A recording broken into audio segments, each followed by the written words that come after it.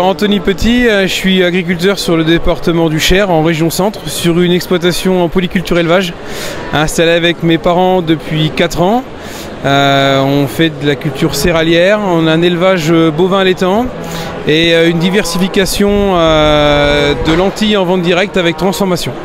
Vous êtes jeune, vous avez repris l'entreprise de votre famille et en même temps vous avez votre entreprise. Comment ça se passe?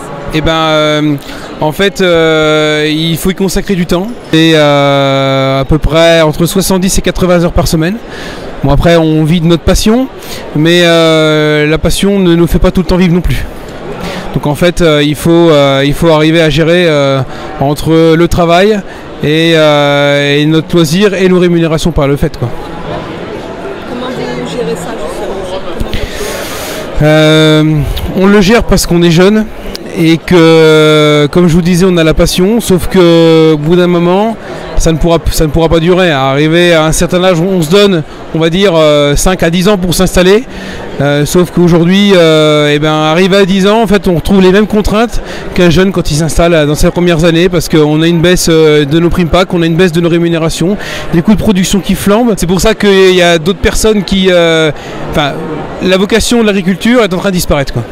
Qu'est-ce que vous pensez de ce qui s'est passé ce matin avec les manifestations, l'ouverture du salon? Il y a eu beaucoup de manifestations avec l'arrivée du président de la République. Ouais, on va dire que c'était entre guillemets prévisible.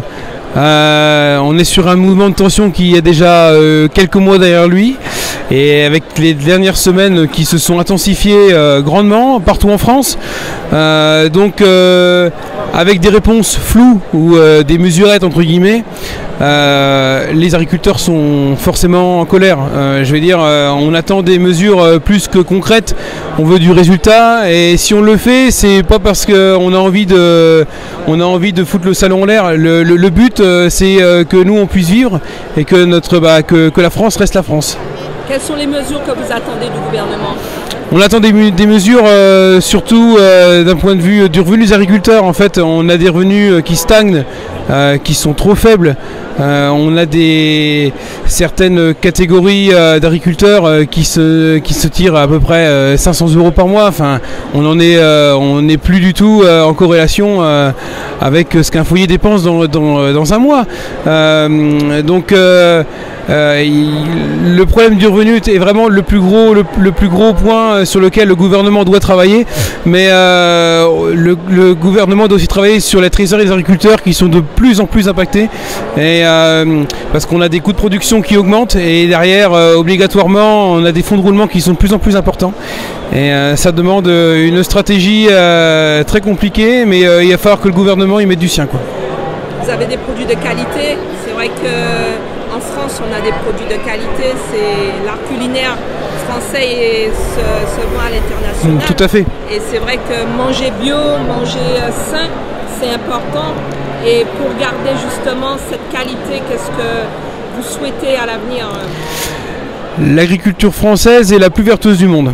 Donc c'est pas compliqué, on a des structures familiales, et c'est par ce biais-là qu'on peut continuer à fournir une agriculture de qualité.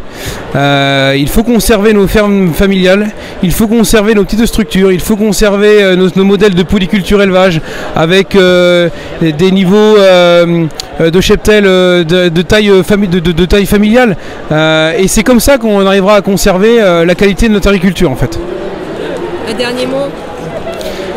Comment ça se passe le salon avec vous? Alors le salon est un peu particulier cette année. On espère juste que par la suite, que l'on soit écouté par le gouvernement surtout, et qu'on ait vraiment du concret qui arrive sur la table, quoi. Qu'en est-il de ce matin, de ce que le président de la République a émis comme... Alors le président de la République, c'est un très bon orateur, donc on en est tous d'accord là-dessus. Le souci, c'est que les paroles, on en a bu et on en boit, il nous faut des actes.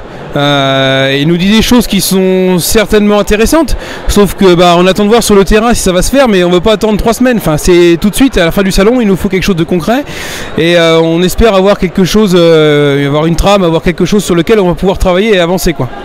Et pour votre entreprise, comment vous la développez?